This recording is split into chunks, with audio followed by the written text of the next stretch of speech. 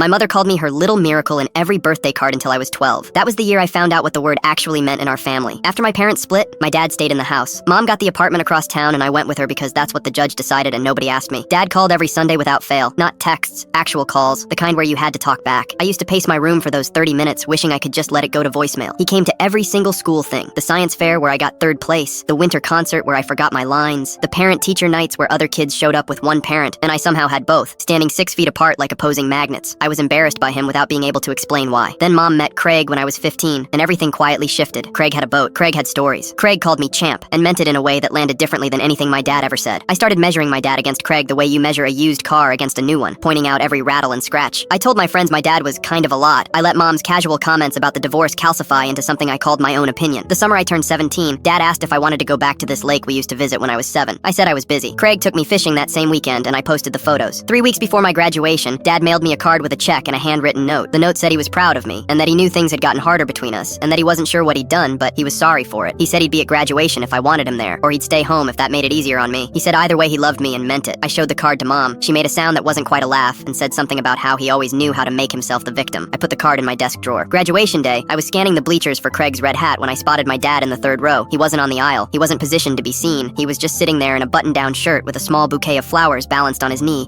watching the processional with this expression I didn't have a word for yet. Not sad, exactly. Something quieter than sad. I looked at him for a long time without him knowing. He clapped for every single name called before mine. I watched him do it. Not the polite 2-second clap people do when they're waiting. Real applause for strangers' kids for the full duration, every time. When they called my name, he stood up. He was the only person in his section standing. The flowers shifted in his grip, and he caught them, and he was smiling so hard his eyes were doing something I'd been too old for too long to let myself recognize. After the ceremony, I went to him before I went to anyone else. I don't know why. My feet just made the decision. He hugged me the way you hug someone you thought you might not get to hug, and I felt 3 years of choreographed distance collapse in about 4 seconds. He didn't say anything about the lake. He didn't mention the card or whether I'd read it. He just held those slightly crushed flowers out and said he was glad he came. In the car home, I asked Mom what exactly had happened with the divorce. Not her version, I told her. What actually happened? She was quiet for a long time. Then she said it was complicated. That was the first time her answer felt like an answer. I called my dad that Sunday, and the Sunday after. By the 3rd call, I started letting the conversation go past 30 minutes. By the 4th, I stopped pacing.